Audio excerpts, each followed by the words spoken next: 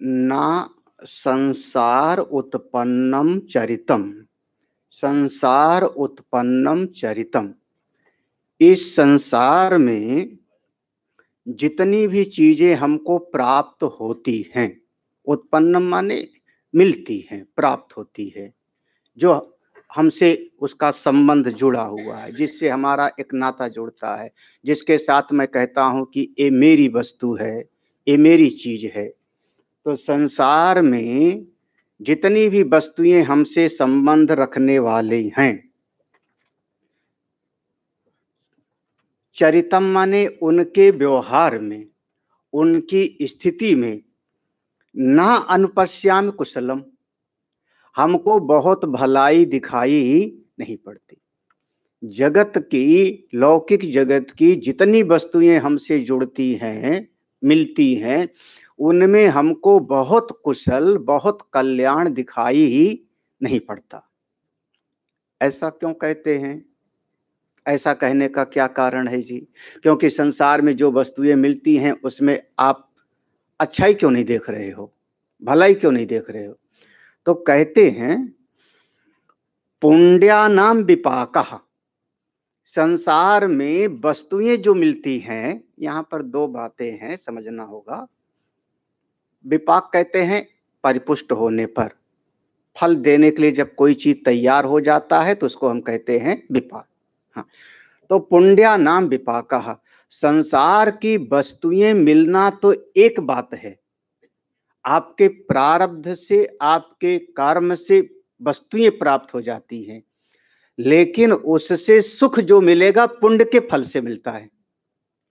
अगर पुण्य नहीं होगा तो आपको वस्तुएं मिल जाएंगी, लेकिन उससे सुख की प्राप्ति ही नहीं होगी। बहुत एक विचित्र सा ये जीवन का रहस्य है। आपने पूर्व के जन्मों में कर्म किया, इस जन्म में कुछ कर्म किया, पुरुषार्थ किया, परिश्रम किया, तो वस्तु मिल गई, हमारे परिवार मिल गया, पत्नी पति मिल गए, मित्र नाते रिश्तेदार मिल गए, भाई पुत्र आदि मिल गए, धन मिल गया, वस्तु मिल सकती है, लेकिन जरूरी नहीं है कि उस वस्तु से हमको सुख भी मिले। वह जो सुख का कारण है वो पुण्य होता है। इस पर हमेशा हमेशा एक चीज का ध्यान रखना है कि सुख का हेतु पुण्य है और दुख का हेतु पाप है। पाप से दुख, पुण्य से सुख।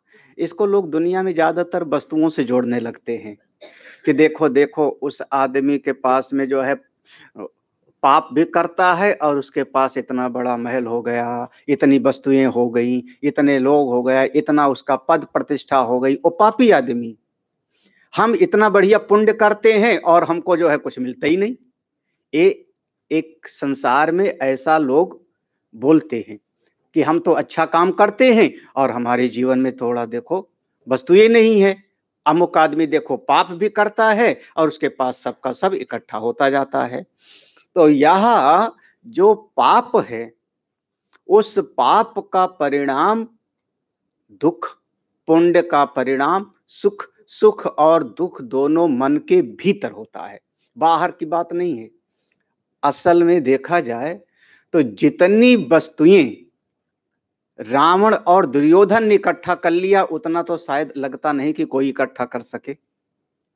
सोने की लंका रावण के पास में, दुर्योधन के पास में कोई कम साम्राज्य नहीं था, बहुत बड़ा साम्राज्य था, बहुत बड़ी संपत्ति थी।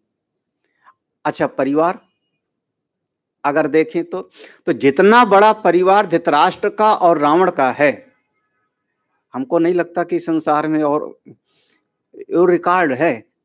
हाँ हाँ, 1 लाख पुत्र, 1.25 लाख नाती, ता रावण घर दिया ना बाती। और कम से कम धृतराष्ट्र के भी तो 100 पुत्र तो कहे ही जाते हैं ना, 100 पुत्र 1 कन्या भी।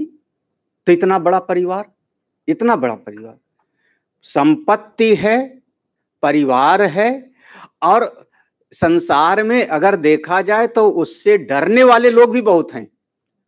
रावण की सभा में तो देश देश के दिक्पाल आदि देवता लोग हाथ जोड़े खड़े रहते थे।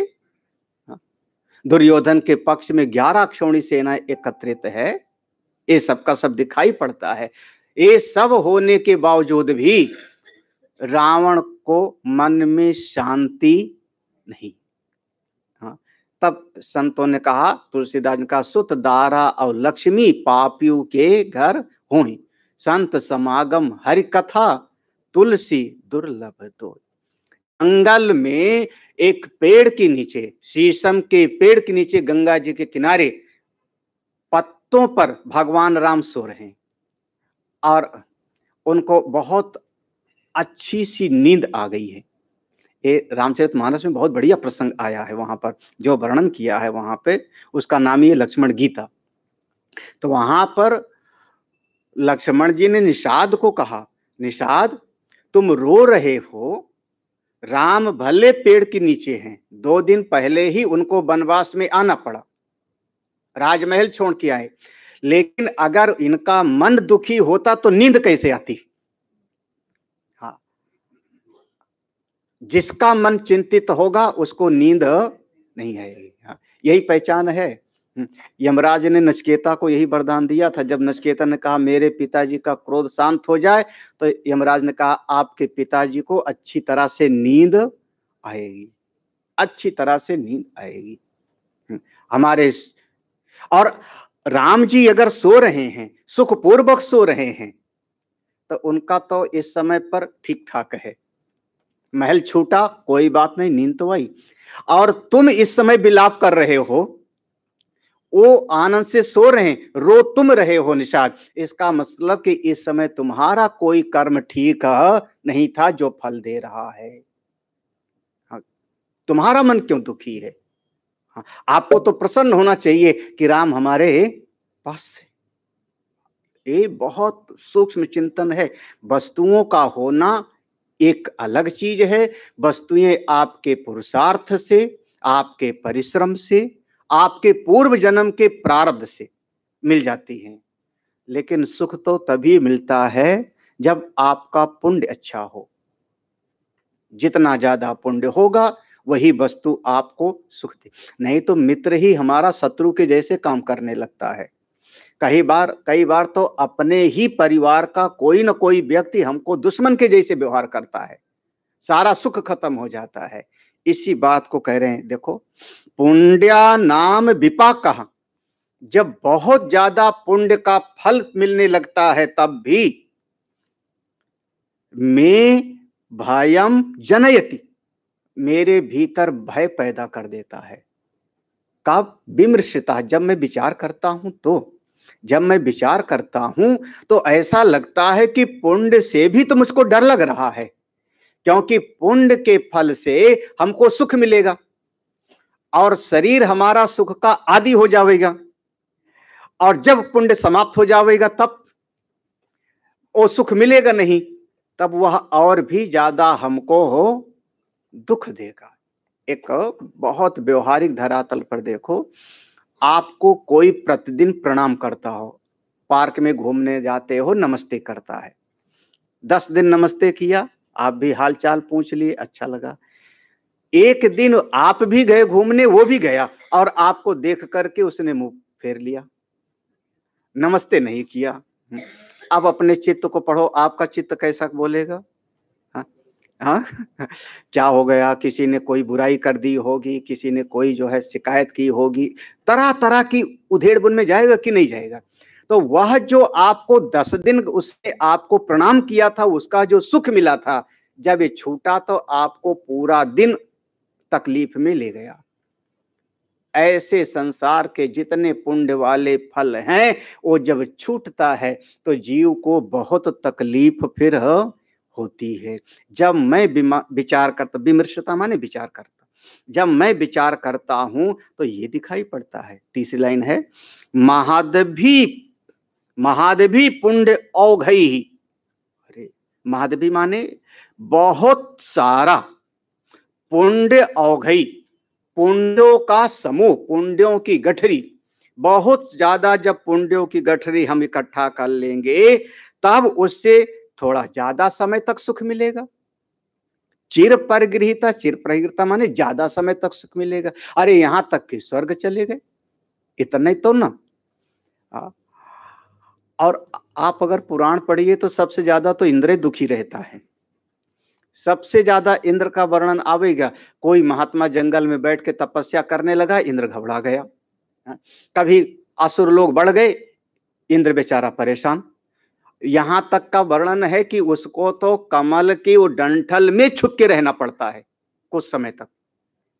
तो जब पुण्य होता है, बहुत सारा पुण्य, तो स्वर्ग का सुख मिलता है। स्वर्ग का सुख मिला तो जब ज्यादा सुख भोगने का शरीर आदि हो जाएगा तो चिर परिगृहीता, बहुत दिन तक शरीर सुख भोगेगा। तो जब वो सुख छूटेगा तब ज्यादा तकलीफ होगी। ये दूसरी भाषा में समझ सकते हो कि कई बार मजदूर लोग खेत में सो जाते हैं। हाँ, अब यहाँ तो हमको रिक्शा नहीं दिखाई पड़ता, बंबई में रिक्शा नहीं दिख रहा है। हम लोगों के शहर में रिक्शा चलता है। आप चले जाओ लखनऊ में, हरिद्वार में, उधर तो रिक्शा पर सो जा रहा है वो। हाँ, उसी व्यक्ति को आप 10 दिन किसी महल में रख दो, बढ़िया से बिस्तर पे, बढ़िया भोजन, और उसके बाद एक दिन कहो अब फिर उसी जगह पर सो के दिखा जहां पहले सोता था, तो उसको फिर नींद नहीं आवेगी, क्योंकि वो शरीर उस सुख के भोगने का आदी हो गया। तो जितना ज्यादा ये शरीर सुख भोगने का आदी हो जाएगा, जब वह सुख छूटता है तो बहुत तकलीफ होती है, बहुत दर्द होता है। इसीलिए तो बेचारे जो है लगे रहते हैं। हाँ, ये जितने बड़े बड़े जो है नेता लोग हैं, हाँ, उनके पास कोई धन संपत्ति की कमी नहीं होती। हाँ, जब तक जिएंगे तब तक उनको पेंशन मिलती है, एमएलए एमपी जितने हैं। हाँ, महल भी है, घर भी है, नौकर चाकर भी हैं, लेकिन वो जो सम्मान पाने की कामना है कि जब सड़क पर चलें तो पूरी सड़क खाली मिले, जहां पहुंचे वहां 25 लोग खड़े रहें स्वागत के लिए, वो जब छूटता है तो तकलीफ होती। तो बेचारे अंतिम समय तक लगे रहते हैं। हाँ, अंतिम समय तक चुनाव लड़ते रहते हैं। क्यों? बोले कि वह सुख हमको मिलता रहे, मिलता रहे, मिलता रहे, छूटे ना। बहुत तकलीफ होती है। कहते हैं देखो, महान तो जायन्ते व्यसनम इव, व्यसनम इव। यहाँ व्यसनम का अर्थ होता है, यहाँ व्यसन नहीं। व्यसन माने कभी कभी हम कह देते हैं जैसे किसी को ताश खेलने का व्यसन है, या किसी को कुछ और खाने का व्यसन है, जुआ खेलने का। यहाँ व्यसन का अर्थ होता है दुख। यहाँ व्यसन माने हुआ सीधा सीधा दुख। तो व्यसनम इव दातुम, जैसे और लोग कभी कभी हमको दुख दे देते हैं अपमान करके, निंदा करके, ऐसे ही ये विषय भी हमको दुख देते हैं। विषय भी हमको महान तो जानते, बहुत बड़ा बड़ा दुख दे देते हैं, बहुत भयानक भयानक दुख देते। कभी कभी जो हमको बहुत सुख देता है वही हमको दुख भी देता है। सरल भाषा में ये है कि अगर आप अपना विवेक जगा के देखो तो पुण्य के फल से आपको कोई व्यक्ति मिल गया, वस्तु मिल गई, उससे आपने सुख पाया, लेकिन उसका मन बदल जाएगा तो उसका भी तो मन बदल जाएगा। क्योंकि मन जब हमारा बदल जाता है तो उसका भी बदल जाएगा। जब उसका मन बदल जाएगा, पहले के जैसे सेवा नहीं करेगा, तब फिर आपको उससे दुख मिलता है। इसलिए बुद्धिमत्ता इसी में है कि संसार के व्यक्ति, वस्तु या परिस्थिति, इन पर आप कभी भी आश्रित मत हो। इसी का नाम सन्यास होता है। यही सन्यास है, व्यक्ति, वस्तु और परिस्थिति। गृहस्थ में हम किसी व्यक्ति पर आश्रित हो जाते हैं, हमारे बच्चे हमारा ध्यान रख लेंगे। वस्तुओं पर आश्रित हो जाते हैं, ये चीज रहेगी तो हमको बढ़िया से जीवन बीत जाएगा। या कोई परिस्थिति पर आश्रित हो जाते हैं। व्यक्ति, वस्तु और परिस्थिति निरपेक्ष जीवन का नाम ही संन्यस्त जीवन है। यही संन्यस्त है। इससे बड़ा और कौन सा सुख हो सकता है जगत में। संसार के विषय बदल जाते हैं, भोगने वाले की रुचि बदल जाती है, मन बदल जाता है, परिस्थितियां बदल जाती हैं। तो विषय मिलने में तो बड़ा सुख मिलता है, जब बदल जाता है तो फिर बहुत दुख मिलता है। इसलिए संसार के विषयों की अपेक्षा हम नहीं करते। अगर समझदार हो तो संसार के जो विषय हैं आपको प्रारब्ध के अनुसार मिलते रहेंगे। जो प्रारब्ध के अनुसार मिलता रहेगा तो उसके लिए आप कामना क्यों करो? हाँ, कहीं कहीं कहीं ऐसा लोग कहते हैं भाग्य से ज्यादा, हाँ, और समय से पहले। आप लोग ऐसा, हाँ, भाग्य से ज्यादा और समय से पहले कभी कुछ, बढ़िया, बहुत बढ़िया लाइन याद है, हाँ? तो फिर कामना किस बात की, फिर क्यों? हाँ, जब भाग्य से ज्यादा मिलने वाला नहीं और जब समय से पहले भी मिलने वाला नहीं, तो मैं अपने मन से किसी चीज की अपेक्षा क्यों करूं? ये प्रारब्ध के अधीन है, उसमें अपने आप को बिल्कुल शांत रखो। जितना आप शांत रख सकते हो उतना ही आप भगवान की भक्ति की तरफ, ब्रह्म विद्या की तरफ बढ़ जाओगे।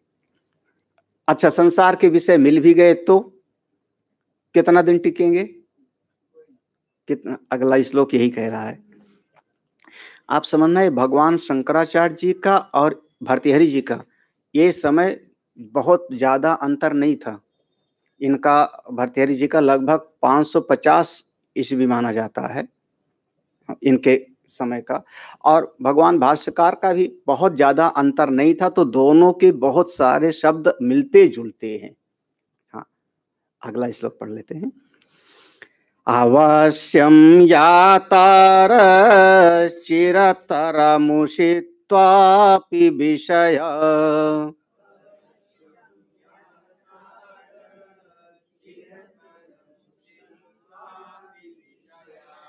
वियोगे को भेदस्त्यजति न जनो यत् स्वयममून्।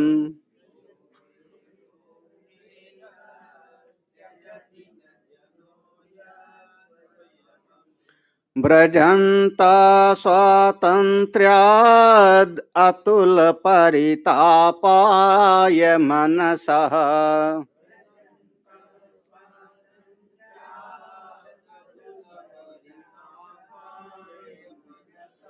स्वयं त्यक्ता हेते समसुखमनन्तं विदधति।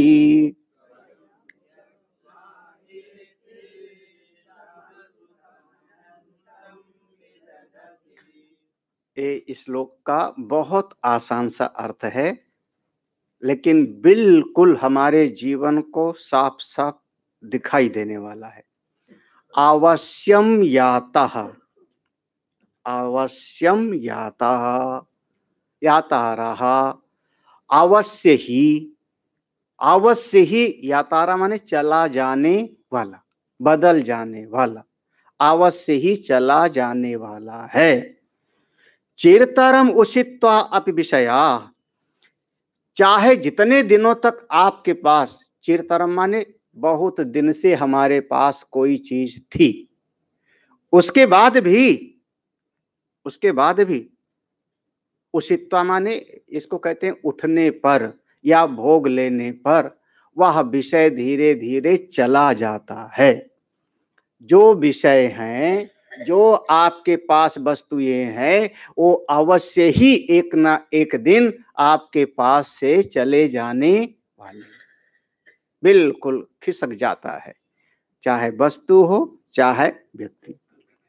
वियोगे को भेदः, अरे जब कोई वस्तु हमसे चली ही जाएगी तो उसमें भेद क्या है? फिर उसका विशेषता क्या है? तो कहते हैं जब आपको पता ही है कि यह वस्तु चली जाएगी तो त्यजति न जनः, तो आप उसको पहले से क्यों नहीं छोड़ देते हो? जब जाने ही वाला है तो देखो, अपने उपनिषद में एक कथा आई है ना कि वो देवता और असुर और मनुष्य तीनों मिलके प्रजापति के पास गए और जाकर के कहा कि हमको कोई उपदेश करिए। तो प्रजापति ने एक अक्षर का उपदेश दिया था, दा, यही कहा था ना, दा। और जब तीनों चलने लगे तो उनसे पूछा क्या तुमने समझा? तो देवताओं ने कहा कि हमने समझ लिया कि दम दमन करो। दैत्यों ने कहा कि हमने समझ लिया, दा माने दया करो, हमारा स्वभाव क्रोधी है। और मनुष्यों ने कहा कि हमारा स्वभाव संग्रही है, हाँ, हम हर वस्तु को इकट्ठा करके रखना चाहते हैं। और आपने कहा दा, तो इसका मतलब समझ लिया कि दान करो, छोड़ो। क्यों? क्योंकि हम हर वस्तु को इकट्ठा करने में हमारी रुचि है। अरे महाराज, बहुत सारे लोग जिसका सालों साल कोई उपयोग नहीं होता उसको भी संभाल के रखते हैं, सालों साल कोई उपयोग नहीं है, हाँ हाँ, बिल्कुल रखा हुआ है घर में, अलमारी में, ना जाने काहे के लिए। हाँ, भाई संन्यास यही है कि सब कुछ छोड़ करके आप किनारे हो सकते हो। जिसके बगैर, अगर हमारा इसके बगैर जीवन चल सकता है, तो फिर हम उसको इकट्ठा करने का फिर प्रयास क्यों करें? क्यों? क्योंकि वो वस्तु तो एक ना एक दिन टूटेगी फूटेगी, अवश्यम या तारा चले ही जाएगा। तो कह रहे हैं ब्रजंता स्वातंत्र्यात, स्वातंत्र्यात माने अपने आप जब चीज चली जाएगी, तो अपने आप जब वस्तु चली जाएगी तो स्वातंत्र अपने आप। अतुल परितापाय, तो आपके मन को इतना ताप मिलेगा जिसकी कोई सीमा नहीं। जब कोई छोड़ के जाएगा तो आप बहुत कष्ट उठाओगे। हाँ, कोई कोई हमारे पास में कप है, गिलास है, हाँ, उसको आप किसी को दे दो। कोई महात्मा जी आए, कमंडल है, गिलास है, दे दिया हमने। अच्छा नहीं दिया, अच्छा दे देते तो मन को समझो, और नहीं दिया और दूसरे दिन नौकर के हाथ से वह वस्तु गिरी और टूट गई, दोनों की मना स्थिति में फर्क होगा कि नहीं? हाँ, हाँ?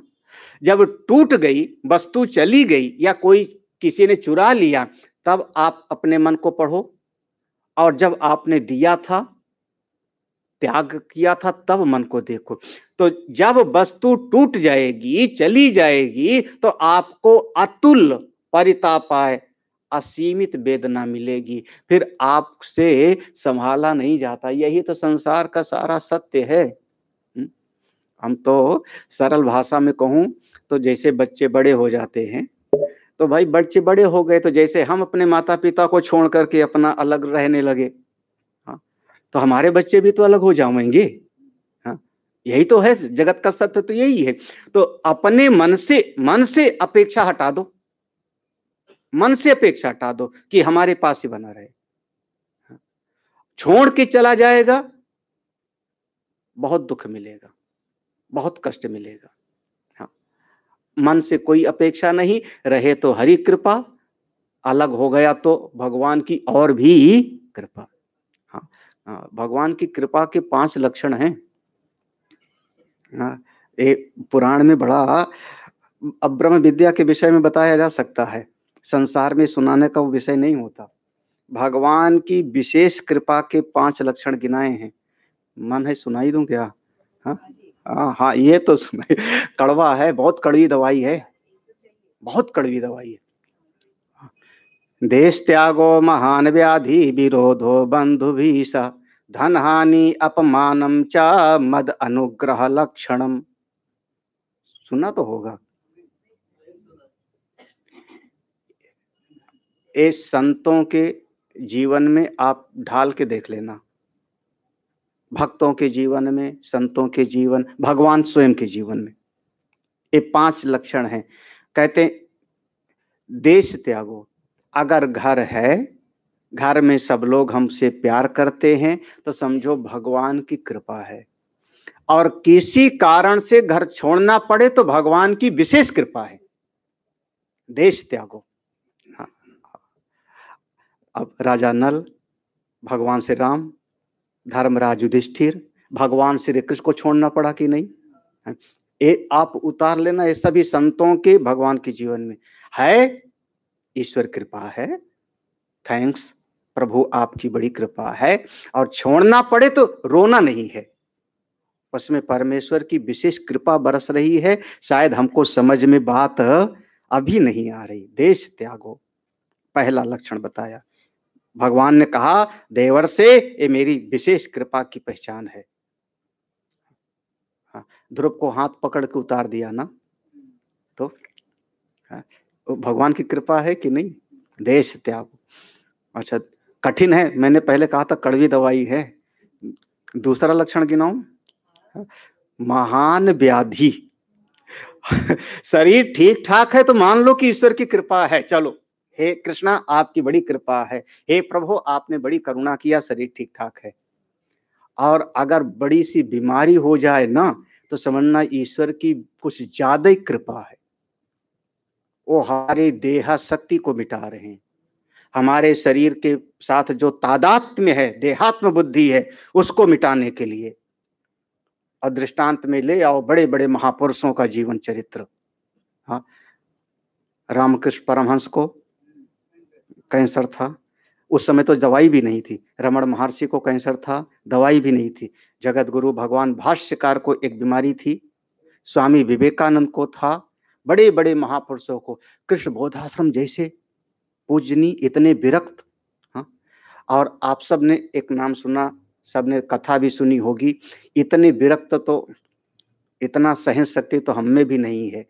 हाँ, पूज्य डोंगरे जी महाराज का, हाँ, आधी धोती पहन के, आधी धोती ओढ़ करके बद्रीनाथ में 9 दिन की कथा सुना के आए।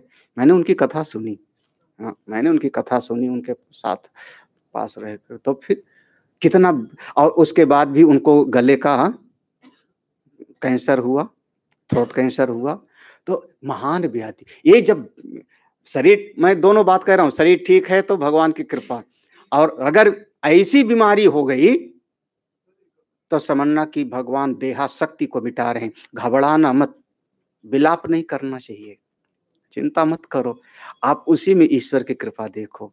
हाँ, अपने महाराज श्री, हाँ, वृंदावन में मैं रहा हूँ 6 महीना, वहां पर बहुत पहले रहा हूँ। चिन्मय मिशन छोड़ने के बाद पहले वहीं गया था। तो हमारे एक महाराज श्री के शिष्य डॉक्टर स्वामी गोविंदानंद जी, तो वो आंखों के डॉक्टर थे स्विट्जरलैंड में। तो हमारे गुरुदेव से संपर्क हुआ, तो पहले चिन्मय मिशन में आए, बंगलोर के अस्पताल में 4 साल रहे। उसके बाद फिर महाराज श्री से संन्यास लेकर के महाराज श्री, तो चूंकि उनका भी बेस चिन्मय मिशन का था, तो हमसे बड़ा प्यार करते थे। तो वहां में कब की बात है, 91-92 में आधा घंटा में सुनाया करता था। तो पूरा महाराज श्री की जीवनी मैंने पढ़ी, सब कुछ उनके ग्रंथ पढ़े। तो महाराज श्री के बारे में बताते थे कि अंतिम समय में वो मंदिर में नहीं जाते थे।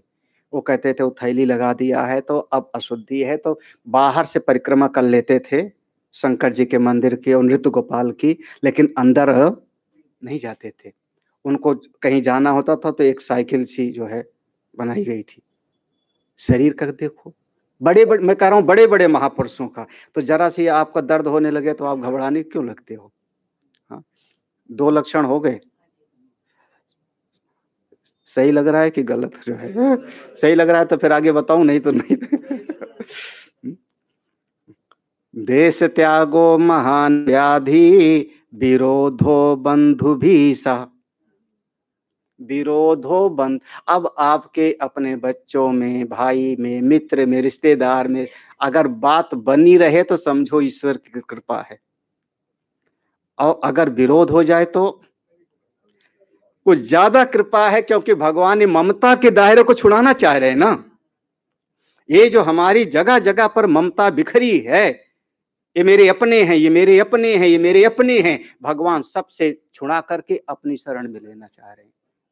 हाँ, मीरा को तो जहर भेजा, हाँ, अभी हमसे इतना तो ज्यादा कोई नहीं कर रहा है दुश्मनी, उनको तो जहर भेजा जाता है। राम जी को तो वनवास भेज दिया गया, पूरा का पूरा आप देख लेना। धर्मराज युधिष्ठिर जो धर्मात्मा है, उनके लिए तो पूरी सेना खड़ी है मारने को, पूरा का पूरा। विरोधो बंधु भी, ये सब असल में ये जितनी आसक्तियां हैं भगवान के भजन में बाधा देती हैं, आपके ध्यान में बाधा देती है। आप बैठोगे ध्यान करने के लिए तो जहां जहां ममता बिखरी है ये सब याद आने लगता है। भगवान जिस पर बहुत कृपा करते हैं, इसको सबको एक एक करके हटाते हैं।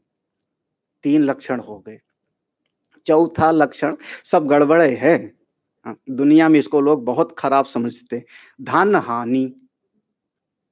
धन हानि, अब धन संपत्ति है तो ठीक है, माया की कृपा है, लक्ष्मी जी की कृपा है। लेकिन किसी कारण से, किसी भी कारण से हमारे पास जो वस्तुएं थी, धन था, उसमें ह्रास हो गया, कमी हो गई, उस समय ईश्वर की कृपा देखना।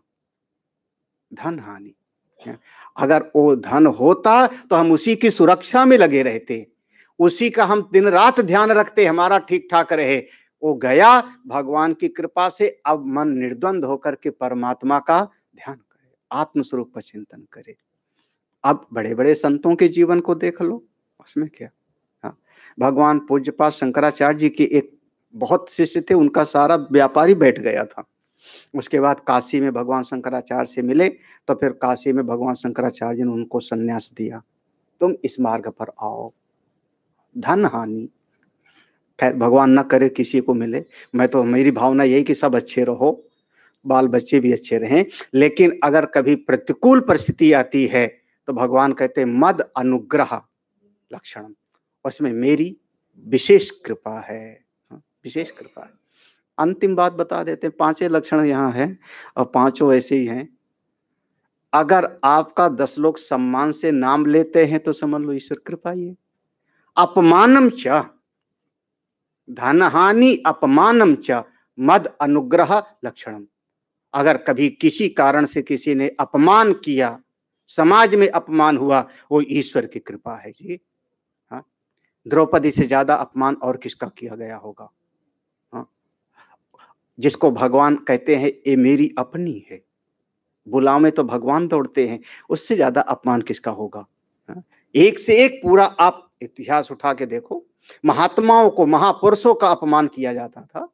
भागवत में तो जो वर्णन है, भागवत में वर्णन है कि सुखदेव भगवान जब परीक्षित के पास आ रहे हैं, जिनको पहचाना नहीं जा सकता, शरीर 16 साल का, मन 8 साल के बालक के जैसे, मन 8 साल के बालक के जैसे, शरीर है 16 वर्ष का। उनके वस्त्र एक भी वस्त्र नहीं, दिशाएं ही जिनके वस्त्र हैं, अपने आनंद में हैं, लेकिन उनके ऊपर भी कुछ ना समझ लोग पत्थर फेंकते हुए आ रहे थे, पागल आया, पागल आया, पागल आया, ये वर्णन आया भागवत में। और जब परीक्षित के सामने पहुंचते हैं सुखदेव भगवान और बड़े बड़े संत लोग खड़े हो गए उनके स्वागत में, तब फिर वो लोग जो पत्थर फेंक रहे थे भाग खड़े हुए। तो जब सुखदेव भगवान का अपमान हो सकता है, ब्रह्मनिष्ठ स्वरूप, परमात्मा स्वरूप, तो हम लोग कौन सी बड़ी बात है जी। हाँ? अपमानम च, ये भगवान की विशेष कृपाएं हैं। अगर होता है तो समझना प्रभु आपको अपनाना चाहते हैं। कभी इससे मतलब, मेरा कहने का मतलब इससे घबराना मत। ऐसी परिस्थितियां आती हैं तो ईश्वर की विशेष अनुकंपा है, उसको स्वीकार करो।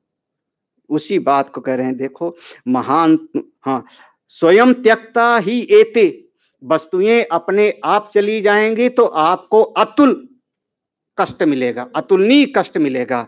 स्वयं त्यक्ता ही एते, ही एते, इन सारी चीजों को स्वयं त्यक्ता, आप स्वयं त्याग दो तो सम सुखम अनंतम, आपका मन शांत रहेगा, अनंत सुख की प्राप्ति आपको होगी। आप से छूट जाएगा, तकलीफ होगी, छोड़ दोगे, आनंदित रहोगे। बस एक चीज, हम एक आपको सही बताऊं, कई, अब ये तो बहुत सारे लोग, हमारे भगत लोग भी सुन रहे होंगे। हाँ, हमने अपने जीवन का एक सूत्र बना रखा है, मेरे अपने जीवन का एक सिद्धांत है। कोई हमसे इतना दूर जाता है 1 फुट, तो हम उससे 4 फुट दूर हो जाते। ये मेरे अपने जीवन का सूत्र है। हाँ, किसी ने हमको 1 दिन फोन नहीं किया तो उससे मैं 2 दिन उसको फोन, 3 दिन नहीं करूंगा, ठीक है। क्यों? क्योंकि मैं किसी और की शरण में हूं, किसी और की शरण में। हाँ, हम संसार को कहां तक मनाएंगे। हाँ, कितना मनाओगे आप। हाँ, जीवन तो बीत गया। अब हाँ ठीक है, अगर ध्यान रखना है तो अपनी आत्मा का रखेंगे, संत का रखेंगे, भगवान का रखेंगे, मेरे ये आराध्य हैं। अब घर परिवार, पत्नी, बाल बच्चे, ये सारी जिंदगी वही वही, ये खुश रहें, ये खुश रहें, वो नाराज ना हो जाएं, वो नाराज ना हो जाएं। कैसा आप गृहस्थ में रह सकते हो, अगर बहुत अच्छा मैं कहूँ, एक सूत्र में बोलूँ, हाँ, रह नहीं पाओगे, मुश्किल है, बोल देता हूँ, हाँ, रह नहीं पाओगे, मैं कह देता हूँ, कोई बात नहीं ना। हाँ, ना अपेक्षा ना उपेक्षा, कठिन शब्द नहीं है, शब्द बहुत आसान है, भाव भी सब समझ गए हो। ना अपेक्षा ना उपेक्षा, रह के देखो आप।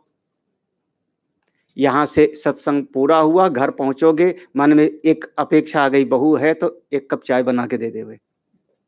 हाँ, बस समझ लेना दुख का बीज बोए आप दुख का बीज इतने में बोए। हाँ, कोई अपेक्षा नहीं, हाँ, कोई अपेक्षा नहीं।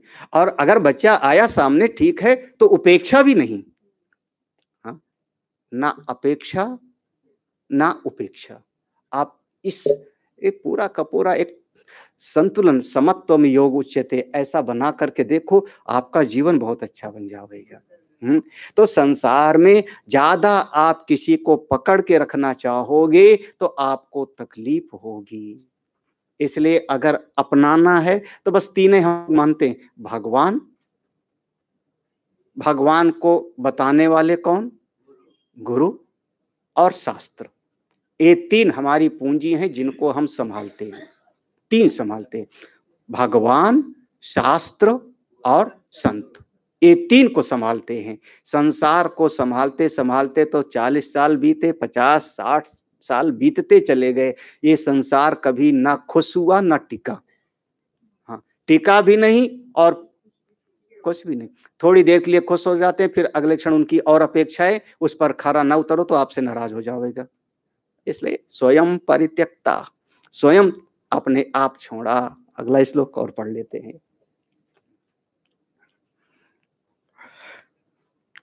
ब्रह्म ज्ञान विवेक निर्मल धिया कुर्वन्ति हो दुष्करम,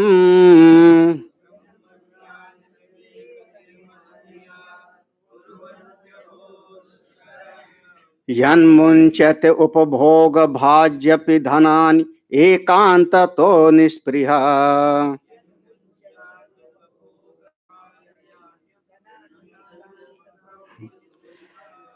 सम्प्राप्तान् पुराण सम्प्रति न च प्राप्तो दृढ़ प्रत्ययान्,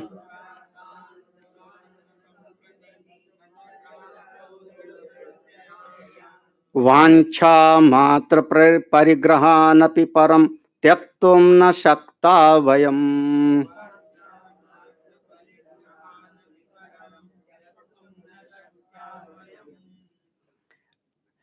यहाँ पर अब ऐसा मन बन गया तो अब ब्रह्म विद्या में कोई प्रवेश करे। फिर देखो, ब्रह्म ज्ञान विवेक निर्मल धिया, ब्रह्म ज्ञान से जिसके भीतर विवेक शक्ति जगी, तत्व के चिंतन से निर्मल धिया, जिसकी बुद्धि, धिया माने बुद्धि, जिसकी बुद्धि बिल्कुल शुद्ध हो गई, कुर्वन्ति, अरे अहो दुष्कर्म, आश्चर्य है, ऐसे लोग महान से महान कार्य कर सकते हैं।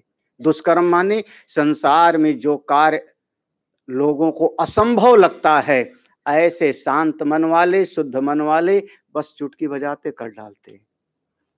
हम लोग तो आज तक आश्चर्य करते हैं, हम लोगों को आश्चर्य लगता है, जगत गुरु भगवान शंकराचार्य जी पूरे भारतवर्ष का भ्रमण कैसे किए होंगे। हाँ, आयु भी बहुत कम, आयु भी ज्यादा नहीं।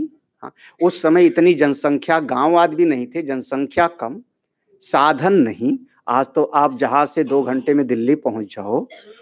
हाँ, उस समय नदियां कैसे पार किए होंगे, पुल नहीं, सड़क नहीं, और पूरे भारतवर्ष का भ्रमण, 4 पीठ की स्थापना, और साथ में शास्त्रों का परिरक्षण, सब पर भाष्य करना, कैसे हो गया। भगवान वेदव्यास जी एक जन्म में जितना कर गए, हम लोग 10 जन्म में उतना पढ़ना मुश्किल है, उतना समझने के लिए इतना सब। जिसका मन शांत है, जिसकी भीतर ब्रह्म विद्या आके विराजमान हुई, बड़े से बड़े कार्य हो बस चुटकी बजाते कर डालते। महाराज श्री का एक शब्द उनके प्रवचन में आया। महाराज श्री वो कहते थे, आप लोगों का 2-3 कमरों का वो होता है तो कहते हो घर है मेरा। 2-3 कमरे का फ्लैट होगा, 2-3 कमरे, 4 कमरे, यही ना। और महात्माओं का कितना बड़ा होता है? महात्माओं का बोले एक कौन सा है? बोले कुटिया है, गुफा है, कुटिया है। और उस कुटिया में कितने कमरे हैं? बोले 1000 कमरे, 500 कमरे, 100 कमरे। क्या बात है। तो और उससे कोई परेशानी नहीं होती, बिल्कुल बड़े से बड़े कार्य भी बिल्कुल आसानी से हो जाते हैं। हाँ, फिर नीचे की लाइन देखो, यत मुंचति उपभोग भान, यत माने जो, मुंचति मतलब त्याग देते हैं, उपभोग भान जिनको संसार के लोग भोगते हैं, जिनको संसार के लोग इकट्ठा करना चाहते हैं। कोई कोई ऐसे होते हैं कि ऐसी चीजों को भी त्याग देते। बल किसका? उस ब्रह्म ज्ञान का, शुद्ध बुद्धि का, परमात्मा का बल।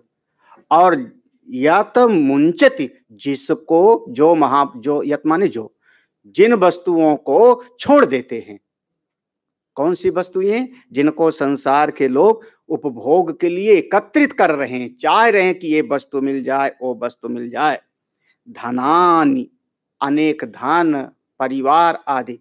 और कहाँ रहते हैं ऐसे महापुरुष लोग? एकांत तो निष्प्रिया, एकांत में है, निष्प्रिय है। भाव ये है कि संसार के लोग जिन जिन वस्तुओं की कामना करते हैं, उन सारी वस्तुओं को ब्रह्म विद्या के बल से, प्रभु के बल से त्याग देते हैं, त्याग का बल। और एकांत में निरपेक्ष होकर के जीवन जीते हैं। ऐसे महापुरुष लोग धन्य हैं, ऐसे महात्मा लोग धन्य हैं। अच्छा, और कहते हैं संप्रातात न पुरा, संसार में जो वस्तुएं हैं, देखो कैसी वस्तुएं हैं संसार में। बहुत सारी वस्तुएं तो ऐसी हैं जिनको पहले कभी मिला ही नहीं किसी को। संप्रातात न पुरा, ऐसी ऐसी वस्तुओं को भी महापुरुष लोग छोड़ देते हैं। हाँ, संप्रातात न पुरा। हाँ, महाराज महात्माओं के पास है। अब हमारे जैन दर्शन में तो 24 के 24 तीर्थंकर सब के सब राज परिवार से थे। महात्मा बुद्ध के बारे में तो हम लोग सुनते ही सुनते हैं, है ना। कभी कभी एक विचार करो, एक एकांत में बैठ करके चिंतन करो। धर्मराज युधिष्ठिर और उनके चारों भाई इतने बलवान हैं कि किसी भी राज्य पर आक्रमण करते उसको पराजित करके अपने अधिकार में कर सकते थे। हाँ, राजा द्रुपद को जब जाके पराजित किया तो ये 5 ही थे, कोई सेना नहीं थी, कोई सेना नहीं थी। विराट के यहाँ पर जब छुप के रहते थे उस समय पूरी कौरव को सेना को अर्जुन ने अकेले मूर्छित कर दिया था। उस समय पर सारथी भी बहुत अच्छा नहीं था। विराट का बेटा उत्तर कायर था, डरपोक था, सारथी भी अच्छा नहीं था। उसके बावजूद भी अपने वचन पर हस्तिनापुर जैसे साम्राज्य को छोड़ करके वनवास के लिए निकल पड़ते। जो जो वस्तुएं लोगों को प्राप्त नहीं है वो भी त्यागने में ये महापुरुष लोग समर्थ हैं। बल किसका? वही ब्रह्म ज्ञान विवेक निर्मल धिया। न संप्रति, जो पहले प्राप्त नहीं था, न संप्रति आगे मिलने वाला भी नहीं है, न च दृढ़ प्रत्यायन, और आगे मिलेगा भी ना। पहले थी ना इस समय है ना आगे होगी। संसार में लोगों की बस केवल क्या होता है? वांछा मात्र परिग्रहण। संसार के लोग कल्पना करते रहते, वांछा मात्र सोचते रहते हैं ये मिल जाएगा, वो ना था ना है और ना आगे होने की संभावना है, कल्पना करते रहते हैं। और महापुरुष लोग उन सब चीजों को भी त्याग करके और परमात्मा के मार्ग पर आगे बढ़ते चले जाते हैं। ऐसे महापुरुषों का जीवन धन्य है। ऐसे महापुरुषों का जीवन वही हमारे लिए आदरणीय है। और संसार में जितना हम त्याग सकते हैं उतना ही बहुत बढ़िया। अब अच्छा, त्याग दिया तो करें क्या? एक श्लोक और थोड़ा सा पढ़ ही लेते हैं। ये करें क्या? तो थोड़ा मुश्किल तो है। अगला श्लोक जो है ये, करो, बंबई छूटेगा नहीं तो कैसे करोगे? बंबई तो छूटेगा नहीं। बंबई में सुख सुविधाएं हैं, यहाँ बिजली नहीं जाती। यहाँ बिजली नहीं जाती। हरिद्वार में तो कब चली जावे बिजली, उसका भरोसा नहीं। हर जगह पर इन्वर्टर और सब होता है, तो यहाँ की सुख सुविधा तो छूटेगी नहीं। लेकिन अगला श्लोक वही है कि जो जंगल में एकांत में रहते हैं, ऐसे मुनियों का जीवन धन्य। कैसा? धन्यानाम गिरिकंदरेषु वसताम ज्योति परम ध्यायता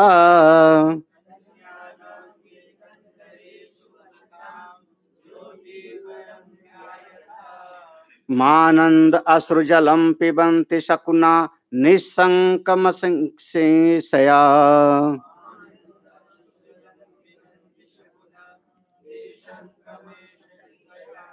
अस्माकं तु मनोरथो परचित प्रसादवापि तट।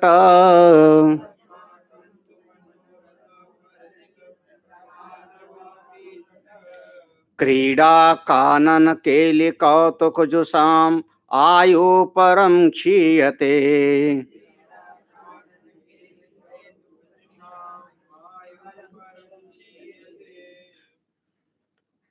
धन्या नाम, ऐसे महापुरुषों का जीवन ही धन्य है।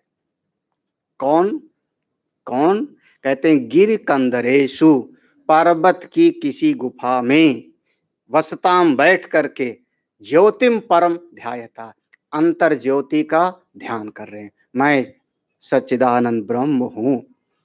अब वो ध्यान में इतना डूब गए, इतना डूब गए कि अपने आनंद स्वरूप से उनके रोए रोए खड़े हो गए। आनंद अश्रुजलम, और उनके नेत्रों से आनंद के, सुख के आंसू बह रहे हैं। हाँ, वैसे कहते हैं दुख के आंसू गर्म होते हैं और सुख के आंसू, ऐसे ऐसे मानना जाता है। हाँ, दुख के आंसू थोड़ा नमकीन होंगे। हाँ। अब ऐसा संत लोग बताते हैं, पता नहीं। हाँ, तो ऐसा आनंद अपने हृदय में आया तो उनके नेत्रों से झर झर झर अश्रुपात हो रहा है।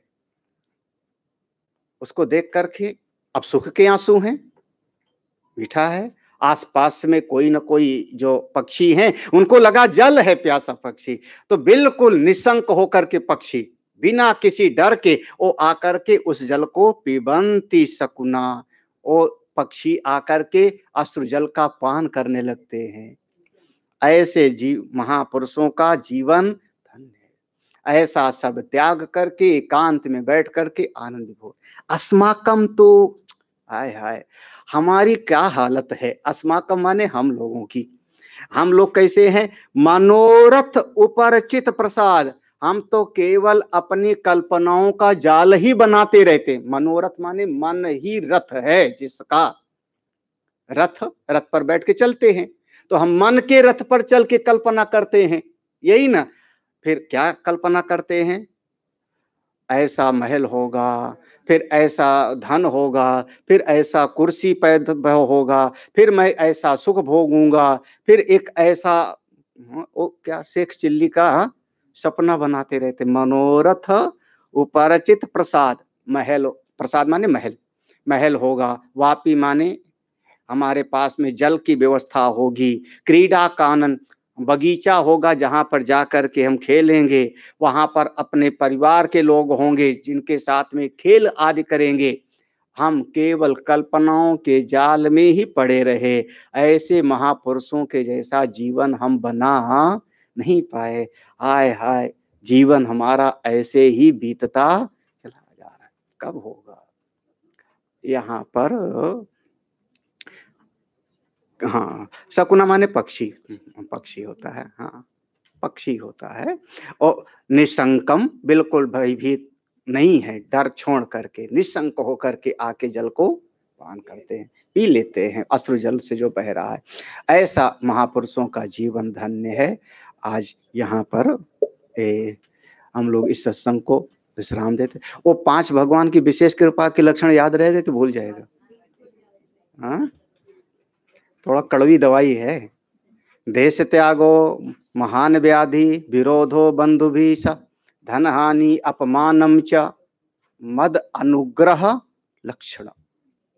वो मेरे अनुग्रह के, विशेष कृपा के लक्षण हैं। उन पर मैं विशिष्ट रूप से कृपा करता हूँ।